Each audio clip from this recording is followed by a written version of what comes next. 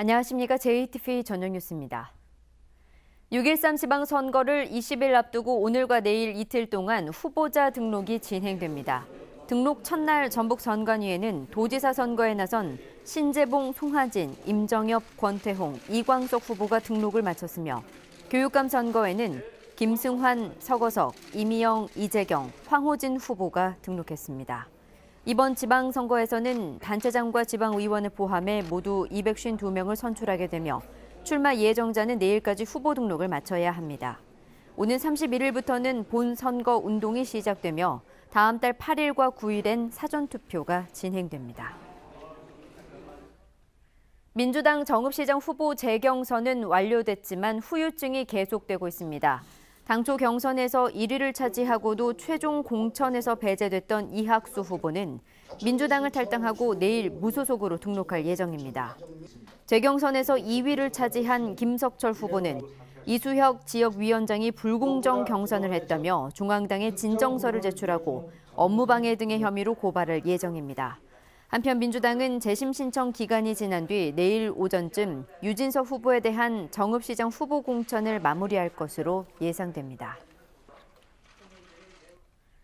참여자치전북시민연대가 지방선거 후보자들에게 행정의 투명성을 높이고 민생 안정을 촉진하기 위한 8가지 정책을 제안했습니다.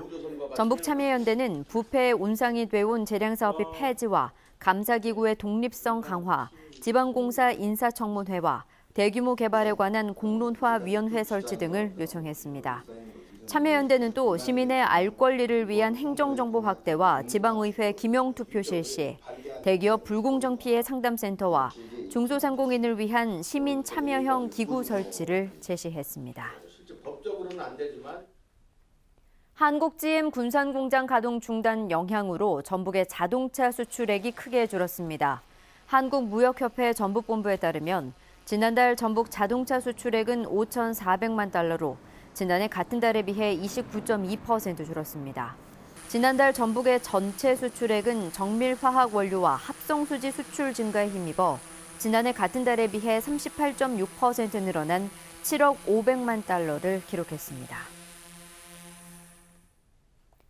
익산 낭상면 패석산에서 또다시 침출수가 인근 농경지로 유출됐습니다.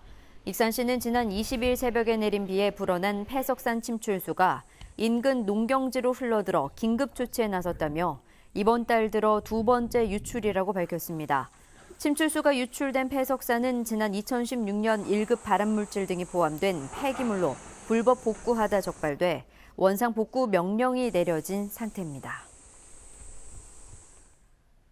4살 난 어린이가 유치원 버스에 2시간가량 방치됐다는 사실이 뒤늦게 알려져 교육청이 조사에 나섰습니다. 전북교육청은 어제 오전 11시 20분쯤 군산시 지곡동의 한 아파트에 주차된 유치원 버스 안에 4살 난 A양이 혼자 있는 것을 시민이 발견해 유치원에 신고했다고 밝혔습니다. 다른 어린이들은 2시간 전 유치원에서 내렸으며 차에 있던 운전자와 안전지도사는 자고 있던 A양을 발견하지 못한 것으로 알려졌습니다. 교육청은 관계자들이 등 하원 매뉴얼을 제대로 지켰는지 등을 조사하고 있습니다. 오늘 오후 2시 40분쯤 전주시 덕진동에 있는 300mm짜리 상수도관이 터져 물이 새어나오고 도로 일부가 파손됐습니다. 전주시 맑은물 사업소가 긴급 복구 작업에 나섰으며 전주시는 관 이음새가 노후화돼 사고가 난 것으로 보고 정확한 원인을 조사하고 있습니다.